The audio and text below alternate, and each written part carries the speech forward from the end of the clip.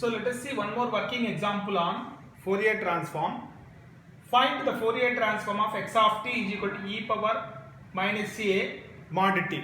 So this is the previous examination question, very simple question. So what is given? So given x of t is equal to e power minus a into mod t. So as you know that when t is greater than 0, you can also write it as x of t is equal to, when t is greater than 0, what is mod t? Mod t is t, so therefore it is e power minus at for t greater than 0, and t less than 0 it will become mod t is minus t, minus into minus will become plus e power at for t less than 0. So if you plot the graph of this, so at t is equal to 0 its amplitude is 1. So at t is equal to infinity plus infinity, this amplitude will go down to 0. So this is infinity. At minus infinity, so it will also reduce to 0. So therefore this is the, during this interval, what is the equation? This is e power minus at. So during this interval, what is x of t? E power at.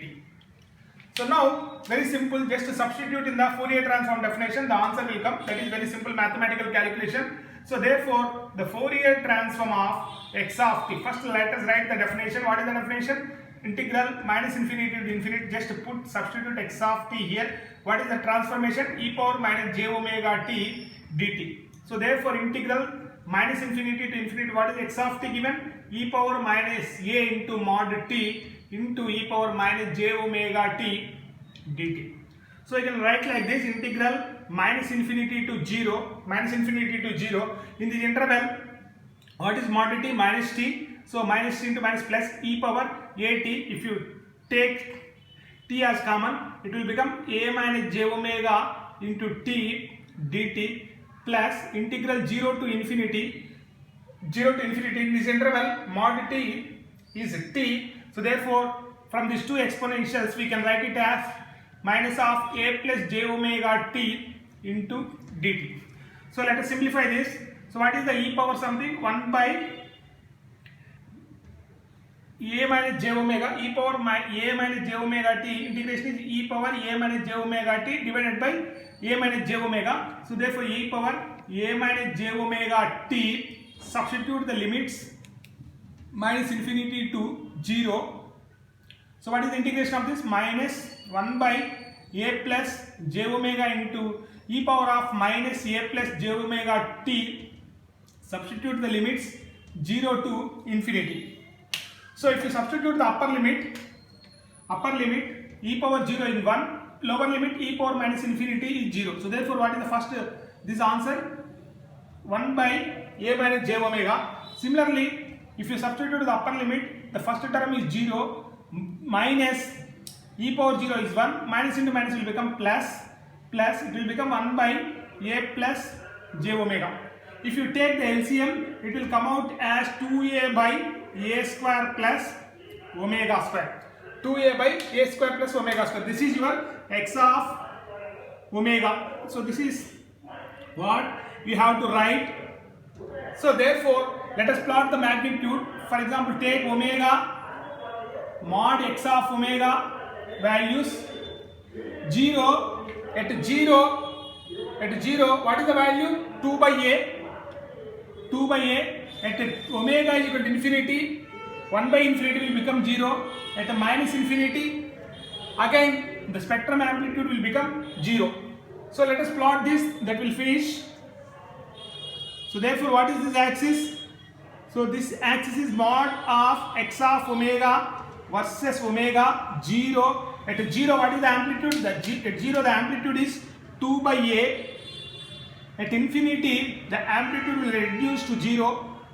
At minus infinity the amplitude reduces to 0. So this type of spectrum you will get. So there is no phase spectrum because there is no imaginary part in this.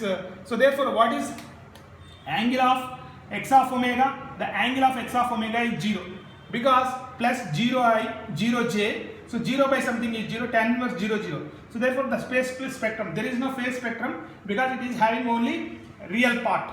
So this is about this. finding the Fourier transform of x of t is equal to e power minus a mod t. So let us define another very important short answer question. Dirichlet conditions, very important short answer question. Dirichlet's conditions. It is also asked many times in the examination. So very simple conditions, Dirichlet conditions. Dirichlet conditions. So that means if any signal x of t to have Fourier transform, it must satisfy the following conditions. So that is what we will write. Any signal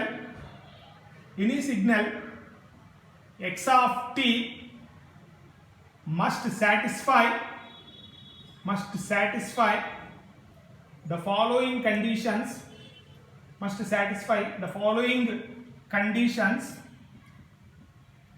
to have Fourier transform. So for any signal to have Fourier transform, it must satisfy the following conditions. Very simple condition. There are only three conditions. Number one, it must be absolutely integrable. It must be absolutely integrable. So that is mathematically it is written as integral minus infinity to infinity modulus of x of t dt. If you find this integral value must be less than infinity. So then it can have the Fourier transform. This is the first condition. The given x of t should satisfy. So let us see the second condition. So this is the first condition. The signal has to satisfy. The second condition is it must contain finite number of discontinuities.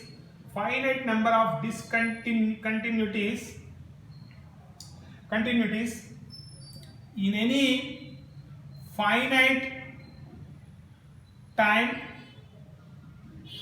interval.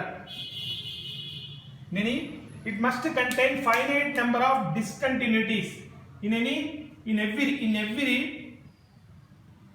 finite time interval. In every finite time interval, it must contain finite number of discontinuities. For example, I will say what is discontinuity actually.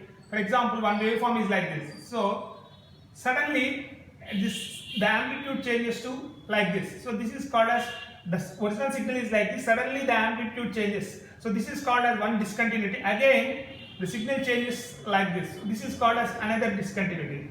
So like this, these are called as one discontinuity. Sudden changes in the amplitude. So therefore, this is called as another discontinuity, where because the signal amplitude is again changing. So therefore, in any finite interval, if you consider in every finite interval, it must contain finite number of discontinuities. So that is the second condition. It must satisfy. The third condition is that it must contain finite number of maxima and minima in every finite time interval. That means if you take any finite time interval, in that interval it must contain finite number of maxima and minima. So that is what any signal to have Fourier transform, it must satisfy these following three conditions. Once it satisfies these three following conditions, then you can find the Fourier transform of x of t. Very important short answer question in the examination. So this is about the Dirichlet conditions. Thank you.